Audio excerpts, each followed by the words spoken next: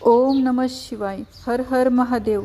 श्रावणी सोमवारच्या सर्वांना खूप खूप शुभेच्छा.